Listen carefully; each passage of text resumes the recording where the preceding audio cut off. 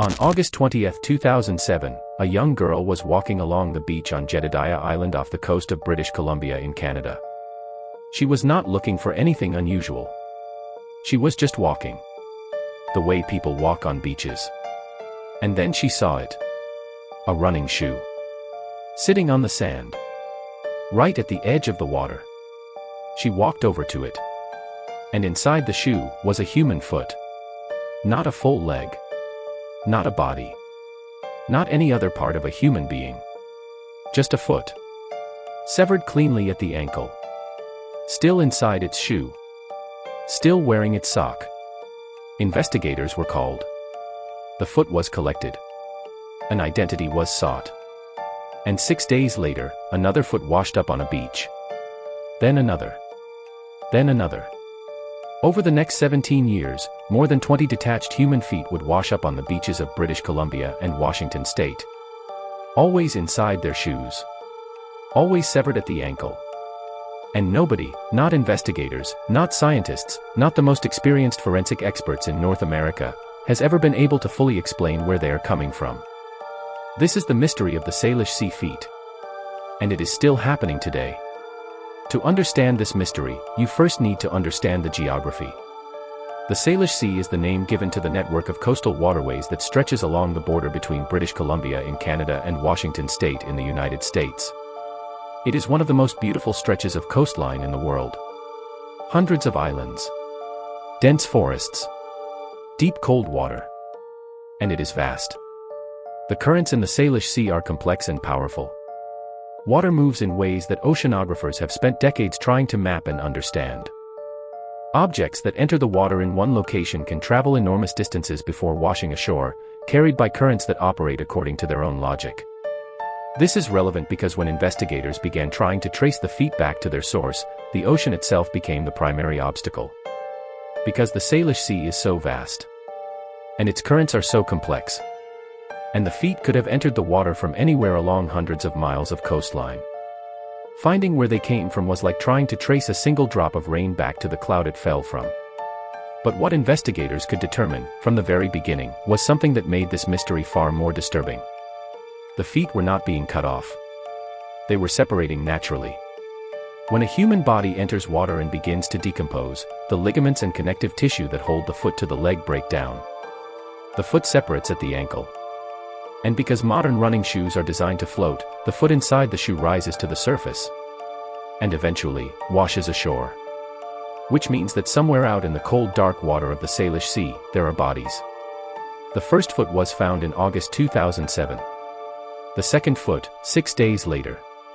August 26th. A different beach. A different island. February 2008. A third foot. May 2008. A fourth. June 2008. A fifth. 5 feet in less than a year. The Royal Canadian Mounted Police, the RCMP, were now fully investigating. Forensic teams were examining every foot as it arrived. And what they were finding raised more questions than it answered. The feet were coming from different people. Different sizes. Different ages. Male and female. Some were identified through DNA. Some matched missing persons reports. Some matched people who had been reported as suicides who jumped from bridges into the water years earlier. But not all of them. Some of the feet, even after extensive DNA testing and comparison against every missing persons database available, could not be identified. Nobody reported missing. No DNA match. No name. No face. No story. Just a foot. In a shoe. Washed up on a beach.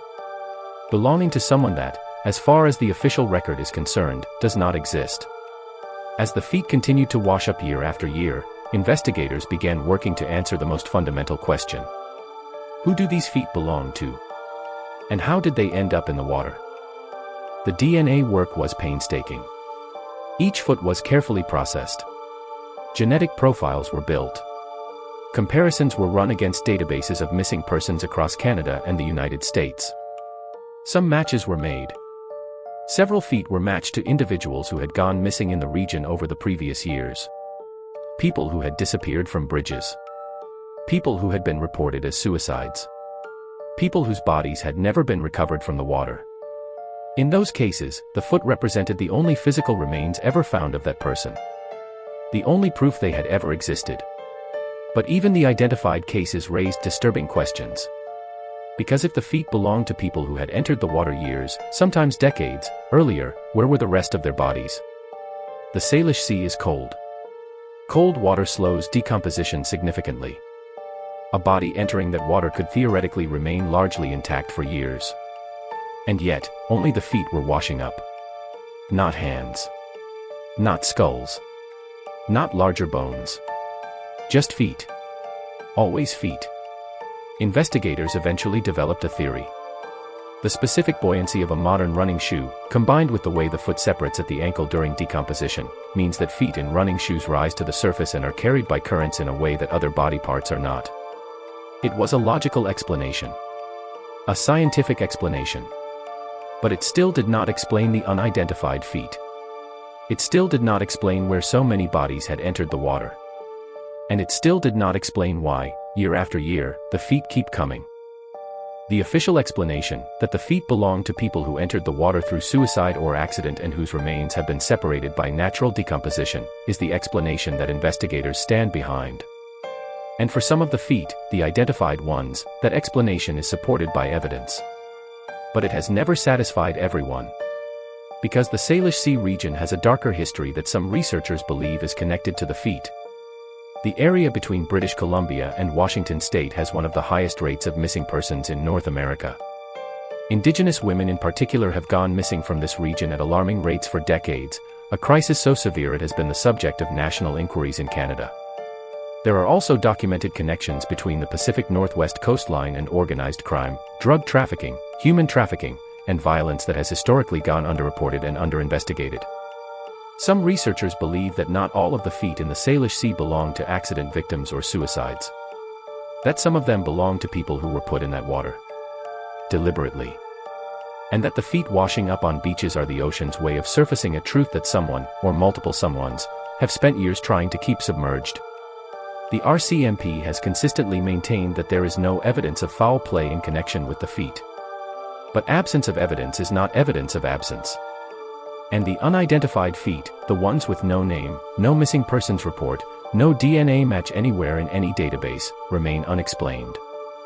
As the story of the Salish Sea feet spread around the world, attracting international media attention and millions of curious and horrified readers, it also attracted something else. Hoaxes. In 2008, a foot was found that turned out to be a fake. A running shoe stuffed with animal bones and seaweed. Left on a beach deliberately to generate attention. In another case, a foot was found that investigators initially believed to be genuine, before determining it had been planted.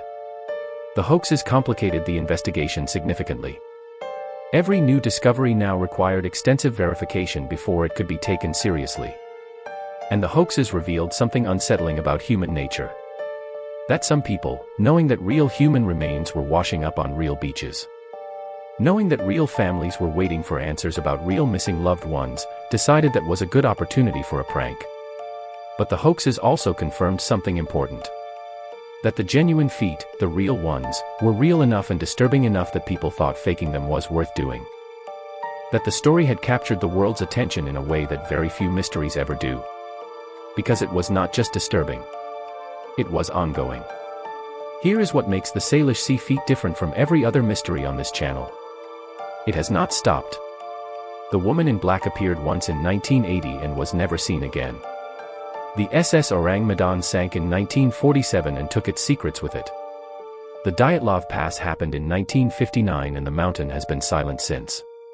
But the Salish Sea feet, 2007, 2008, 2009, 2010, 2011, 2012, 2014, 2016, 2017, 2018, 2019, 2021, year after year after year. The beaches of British Columbia keep receiving their terrible gifts from the sea. Over 20 feet in 17 years. And the question that was asked when the first foot appeared on that beach in August 2007, is the same question that nobody has fully answered today. Whose feet are these? Where are the rest of them? And why does the ocean keep sending them back? So here is where we are left. Since August 2007, over 20 detached human feet have washed up on the beaches of the Salish Sea. Always inside their shoes. Always severed at the ankle.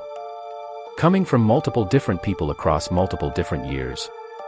Some have been identified, matched to missing persons, to suicides, to people whose families finally had something to bury. Some have never been identified. No name. No match. No explanation. Investigators say it is natural decomposition. Ocean currents. The buoyancy of modern footwear. Others say the ocean is trying to tell us something. That somewhere out in those cold dark waters, there are stories that have never been told. People whose disappearances were never reported. Secrets that were weighted down and dropped into the deep, and are slowly, one piece at a time, finding their way back to shore. I don't know which explanation is right. But I'll tell you this. The next time you walk along a beach on the Pacific Northwest coast, and you see a shoe sitting at the edge of the water, you will think about this. And you will hesitate before you look inside. Because some answers, you cannot unknow.